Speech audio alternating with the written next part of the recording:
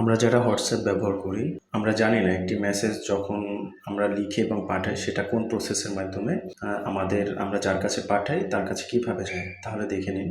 এখানে নাম্বার 1, যখন একটা মেসেজ লিখি তখন সেই মেসেজটাকে এনক্রিপ্ট করে সে হোয়াটসঅ্যাপ সার্ভারের কাছে পাঠায় এবং হোয়াটসঅ্যাপ সার্ভার সেই মেসেজটাকে এনক্রিপশন করে দেয়। এবং নাম্বার 3তে হচ্ছে তারপরে হোয়াটসঅ্যাপ সার্ভার চেক করে যে আমি যার কাছে মেসেজটা পাঠিয়েছি সে অনলাইনে আছে নাকি অফলাইনে আছে। যদি অফলাইনে থাকে তাহলে তার মেসেজটা একটা কিউতে থাকে এবং যতক্ষণ না রিসিপেন্ট মানে যে রিসিভ করবে মেসেজটা সে অনলাইনে না আসে ততক্ষণ সে মেসেজটাকে হোল্ড করে রাখবে।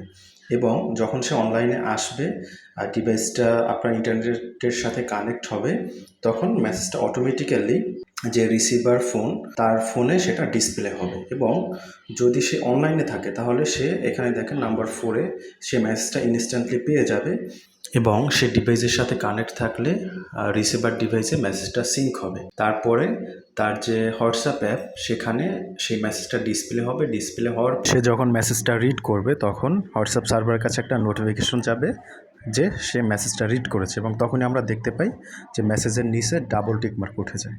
এটাই হলো ফুল প্রসেস। ভিডিওটি ভালো লাগলে শেয়ার করবেন। ধন্যবাদ।